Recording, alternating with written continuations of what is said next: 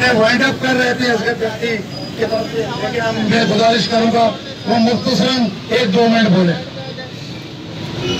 मेहरबानी मेरे हमनाम दोस्तों, साथियों, ये सिंध न्याय के दोस्तों को मैं सलाम पेश करता हूँ कि सिंध के इतने अहम मसले पर आज ये मुजाहरा किया है।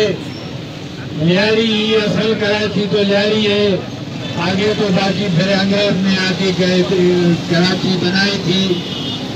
और आज सिंध की जदोजहद का, सिंध के हुकूक की जदोजहद का मरकज कराची है।